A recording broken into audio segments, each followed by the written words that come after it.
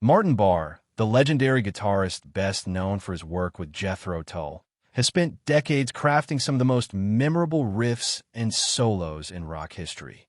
From the iconic Aqualung solo to his intricate work on albums like Thick as a Brick and Songs from the Wood, Barre's playing has influenced countless musicians. Yet, despite his contributions, he remains remarkably humble about his status in the guitar world. In interviews, Barre has often dismissed the idea of being a guitar hero, a label frequently bestowed upon virtuosos like Jimi Hendrix, Eric Clapton, or Jimmy Page. For him, the concept feels foreign, even unnecessary. But why does a guitarist of his caliber shy away from such recognition? What does his perspective say about the nature of musicianship, fame, and the evolving definition of a guitar hero?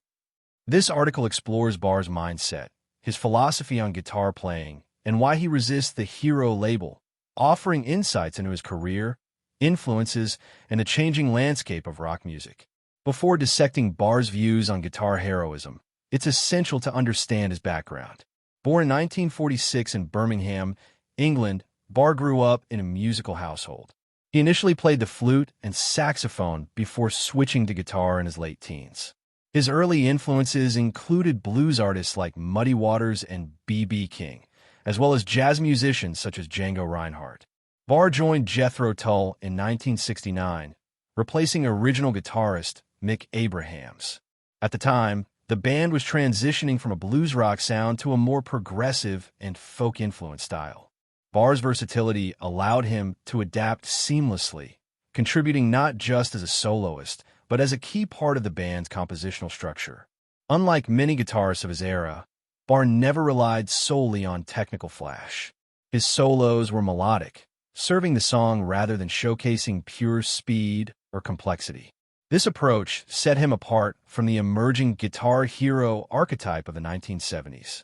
The term guitar hero emerged in the late 1960s and 1970s, describing musicians who pushed the boundaries of technical playing and stage presence. Figures like Jimi Hendrix, Jeff Beck, and Eddie Van Halen became synonymous with the label, celebrated for their virtuosity, innovation, and larger-than-life personas. By contrast, Barre's style was understated. He wasn't known for wild stage antics or shredding at breakneck speeds. Instead, his strengths lay in tone, phrasing, and composition. His solos, such as the one in Aqualung, were meticulously crafted, blending bluesy bends with progressive rock complexity. In a 2021 interview with Ultimate Guitar, Barre expressed his bewilderment at the guitar hero concept. "It's a concept I don't understand. I don't see myself in that way. I just play guitar in a band that writes music. I'm not trying to be the fastest or the loudest. I just want to play what fits." This statement reveals a fundamental difference in philosophy. For Barre, the guitar is a tool for musical expression, not a vehicle for personal glorification. Unlike many guitarists who build their reputations on solos, Barre has always prioritized the song as a whole. Jethro Tull's music was compositionally dense, blending rock, folk, and classical influences. Barre's role was to enhance these arrangements, not dominate them. "I never wanted to be the guy who stands at the front of the stage playing a 20-minute solo. That's not what Jethro Tull was about. The music was always more important than any individual." Asterisk.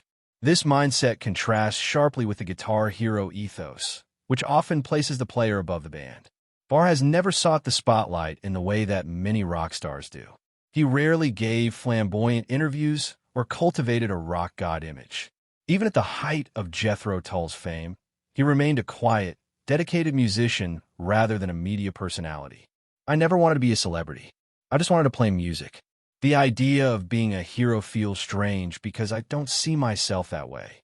This humility is rare in an industry often driven by ego. For Barre, great guitar playing isn't about technical prowess alone. It's about emotion, creativity, and serving the music.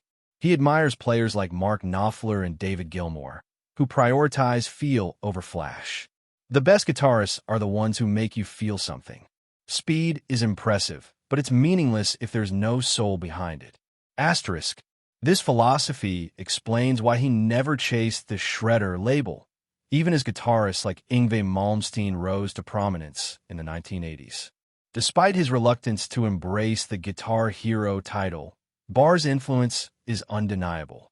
His work with Jethro Tull helped shape progressive rock, and his solos remain benchmarks for melodic playing. Younger guitarists, including Opeth's Michael Akerfeld and Porcupine Tree Steven Wilson, have cited him as an inspiration. Interestingly, Barre's career highlights an alternative path to guitar greatness, one based on musicianship rather than spectacle. In an era where guitar solos often became competitive displays, he remained focused on artistry. Martin Barre's resistance to the guitar hero label challenges conventional notions of what makes a great guitarist. While the term usually conjures images of wild solos and rockstar bravado, Barre proves that impact doesn't require ego. His legacy lies in his ability to elevate music without demanding the spotlight, a lesson in humility and dedication. Perhaps, then, Barre is a different kind of guitar hero, one who redefines the term not by seeking glory, but by letting the music speak for itself. In an industry often obsessed with rankings and greatest of all-time debates, Martin Barre's perspective is refreshing. He reminds us that music is about connection, not conquest. Whether or not he accepts the title, his contributions have cemented his place among rock's most respected guitarists, not as a hero, but as a musician who stayed true to his craft. As he once said, "I just play the guitar. The rest is up to the listeners." And perhaps that's the most heroic stance of all.